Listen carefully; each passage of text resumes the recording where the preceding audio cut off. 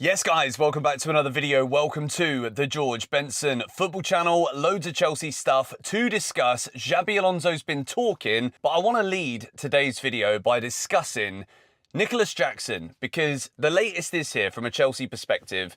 Xabi Alonso has said that Nicolas Jackson is going to be going on tour with Chelsea to Asia. He's excited to work with him and he's going to be given a shot. He's going to be given a chance. Now, Nicolas Jackson, we've got to talk about this because it's been a whole year. And obviously, it's been just over a year since Chelsea won the Club World Cup. And during the Club World Cup, it looked as though Nicolas Jackson's Chelsea career was over. He was going to hopefully move to Bayern Munich on a permanent deal.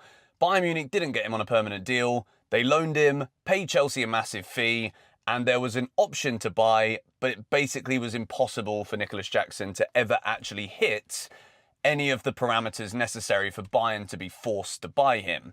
So, did I ever expect Nicolas Jackson to play for Chelsea again? No. Did I expect Enzo Maresca to probably still be the manager? Yes. Now that Xabi Alonso is there, and we look at the season that Liam Delap had, we look at Emmanuel Amiga, is he ready? You look at Dastan Satpayev, is he ready? And the answer to the question of all three of those is probably no.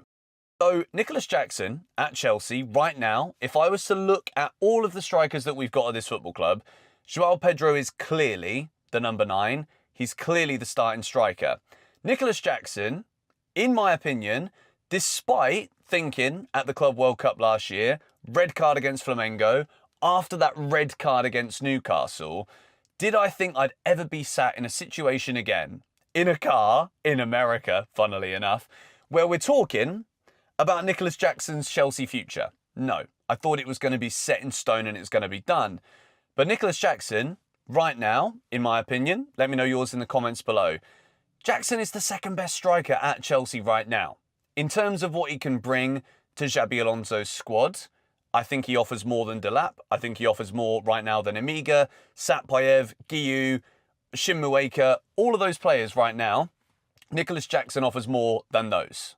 He's not as good as João Pedro. That's where I kind of rank this in terms of Chelsea's striker hierarchy right now.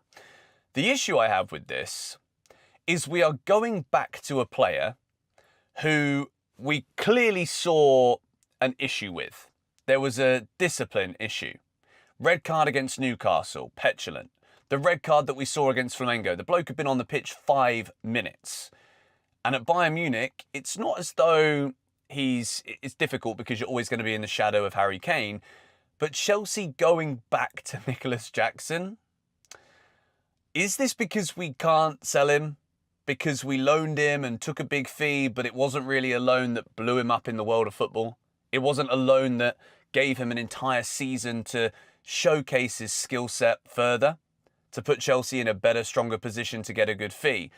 My concern with this is that Nicolas Jackson will always be the player that misses a load of big chances. Yeah, he does very well, works hard for the team, has a good relationship with Cole Palmer, and he does score more goals than all of the other players that we've mentioned here.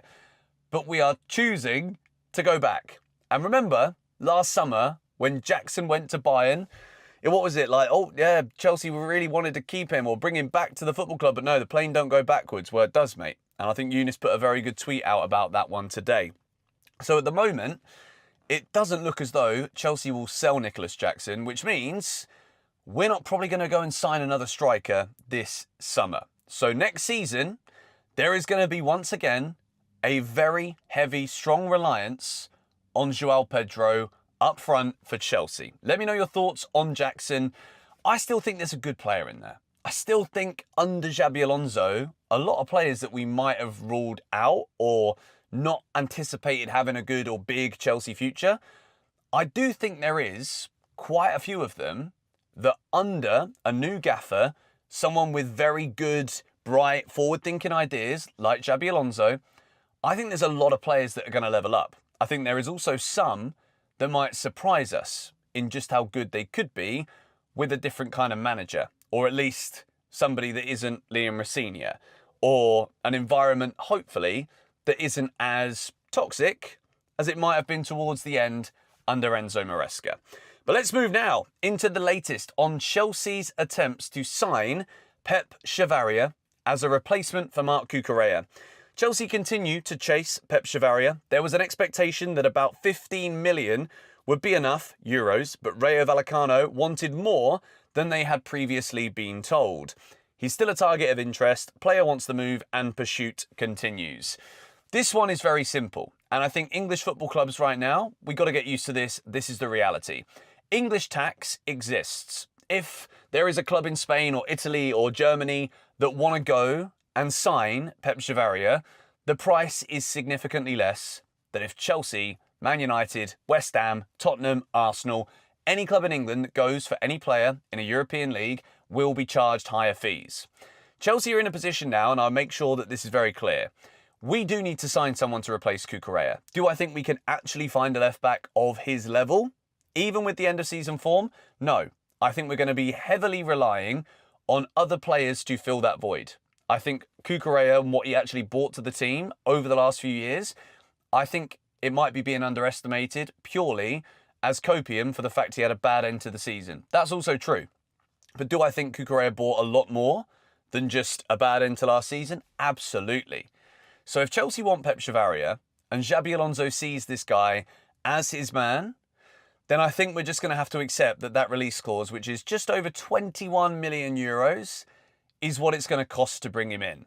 Now, Chelsea obviously have their valuations for certain players. We've also seen in the past, even the Granit Xhaka thing, where Xabi Alonso clearly wanted Granit Xhaka. Granit Xhaka, at a point, wanted to come to Chelsea. Chelsea didn't want to pay what Sunderland were asking, which I kind of understand because it was astronomical sums for someone who's about to turn 34. With Pep Chavaria, he's what, 28 years old? If Xabi Alonso wants him, 21 million. We sold Cucurella for what, 60 million euros? I think you've got to go out and get him his man. Because I don't want this to be a case of, as the summer wears on, Xabi Alonso, who is a manager who's going to be backed, doesn't get any of his targets. But let's move now into Xabi Alonso's thoughts on Enzo Fernandez. Xabi Alonso has confirmed that he wants Enzo Fernandez to stay at Chelsea at his unveiling as the club's new manager. Fernandez's future at Stamford Bridge has been shrouded in uncertainty all summer and took a further twist earlier this month when Real Madrid released an official statement categorically denying any interest in a transfer within this window. In a press conference at the Bridge to unveil him as new Chelsea manager on a 4-year deal, Alonso confirmed that he had spoken to Enzo Fernandez. The manager did not divulge any details of their conversation, but when asked if he would like the Argentina international to remain at the club next season, he replied yes.